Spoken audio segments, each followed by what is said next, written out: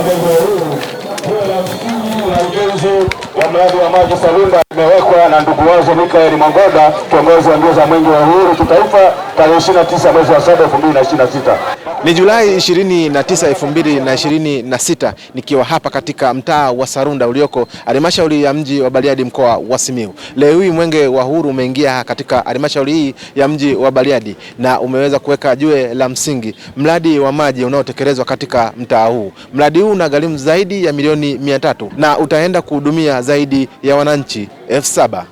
Mwenge wa uhuru ukiwa ndani ya wilaya ya Bariadi utakagua, kuzindua, kuweka jiwe la msingi na kufungua miradi yenye thamani ya shilingi bilioni 4,489,125,633.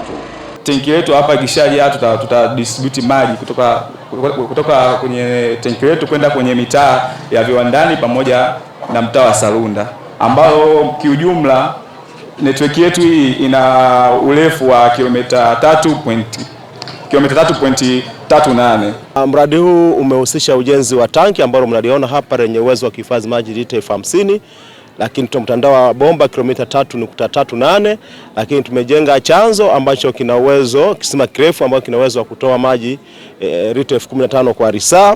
Kwa hiyo wananchi wapatao 7,334 watanufaika na mradi huu katika mtaa wa Sarunda, lakini pamoja na mtaa wa viwandani, lakini mahususi kabisa shule yetu ya msingi Sarunda ambayo ilikuwa haina maji kabisa inaenda kunufaika na mradi huu, lakini pamoja na shule ya sekondari Sarunda ambayo kimsingi shule zote zilikuwa hazina huduma ya maji. Katika miradi ambayo inajengwa na serikali ya Jamhuri ya Muungano wa Tanzania chini ya utawala wa Daktari Samia Suluhu Hassan, na lengo lake kubwa ni kwenda kumtua mama ndoo kichwani, kusogeza maji katika maeneo ya watu.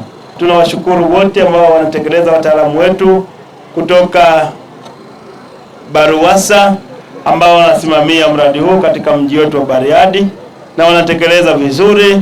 Mwenge wa Uhuru umefurahishwa sana na mradi huu wa maji na uko tayari kuweka jiwe la msingi mradi huu kamilike, wananchi waendelee kunufaika na mradi mkubwa wa maji. Asante sana. Kina mama wa Sarunda tuna changamoto kali sana ya maji, na hicho kisima kinachotusaidia kupata maji, yani kinamaliza maji ya kusubiri.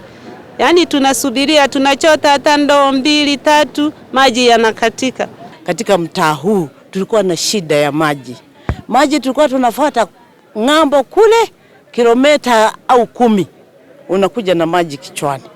Sasa tunashukuru Rais Samia Suluhu kutuletea mradi wa maji. Ombi letu wataalamu wa maji watukamilishie mradi huu ili tuchote maji na sisi.